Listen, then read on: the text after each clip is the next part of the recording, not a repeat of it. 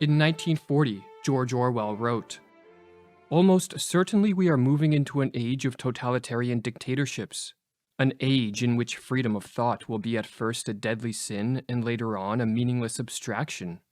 The autonomous individual is going to be stamped out of existence." George Orwell's dystopian novel 1984 is a work of fiction, but much that is depicted in it reflects the political realities of many nations, past and present.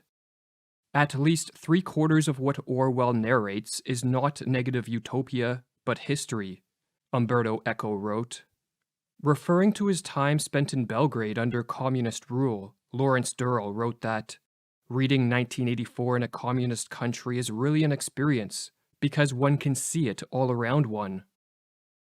In this video, we are going to explore some of the similarities between the totalitarian systems of the 20th century and Orwell's 1984.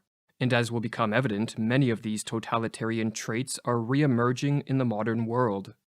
This investigation will be conducted in the recognition that totalitarianism relies on mass support, and so contemporary societies desperately need more people to withdraw their support of this brutal form of rule. Shortly after 1984 was published, Orwell explained, "The moral to be drawn from this dangerous nightmare situation is a simple one. Don't let it happen. It depends on you." Totalitarianism is a political system whereby a centralized state apparatus attempts to control virtually all aspects of life. Everything within the state, nothing outside the state, nothing against the state, the Italian dictator Mussolini succinctly put it. While totalitarianism can emerge under the guise of various political ideologies, in the 20th century it was communism and fascism that provided the ideological support for this type of rule. Communism and fascism are often viewed as being on opposite ends of the political spectrum, but in the manner they were put into practice in the 20th century, both of these systems displayed the characteristics of the totalized, all-controlling state. Both used force and propaganda to attain power, crush economic and civil liberties, smother culture, partake in mass surveillance, and terrorize the citizenry with psychological warfare and eventually mass imprisonment and mass murder. Speaking of Stalin's communist Russia and Hitler's Nazi Germany, Orwell explained, "The two regimes, having started from opposite ends, are rapidly evolving towards the same system, a form of oligarchical collectivism. In the communist and fascist political systems of the 20th century and in 1984, the totalitarian regime maintained a tight grip of control on the populace through the use of manufactured fear. Totalitarian leaders, whether of the right or of the left, know better than anyone else how to make use of fear. They thrive on chaos and bewilderment. The strategy of fear is one of their most valuable tactics." In 1984, continuous war between the three superstates perpetuated this state of fear.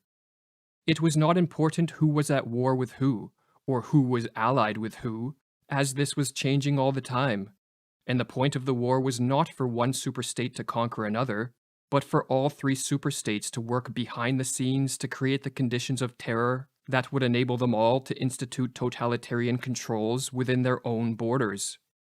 Constant surveillance of all of the citizens was an additional tool in the arsenal of the totalitarian regime of 1984. Surveillance not only allowed for more effective overt control of the citizenry, but it also induced paranoia, which made it less likely that any citizen would even dare step out of line. This surveillance was achieved, firstly, through the technology of the telescreen, which was installed in everyone's home and throughout the streets, and as Orwell explained, the telescreen received and transmitted simultaneously. There was of course no way of knowing whether you were being watched at any given moment. It was even conceivable that they watched everybody all the time. But at any rate, they could plug in your wire whenever they wanted to. You had to live, did live, from habit that became instinct, in the assumption that every sound you made was overheard, and, except in darkness, every movement scrutinized. Secondly, mass surveillance of the citizenry was conducted by the citizens of 1984 themselves. Each person watched everyone else, and each person was, in turn, watched by everyone else. The most innocent of expressions, an innocuous statement, or a subtle look of disapproval when Big Brother appeared on the telescreen, was reported to the thought police and treated as a thought crime or a face crime, as evidence that one was disloyal and had something to hide. It is intolerable to us that an erroneous thought should exist anywhere in the world, however secret and powerless it may be, Orwell has the character O'Brien explain.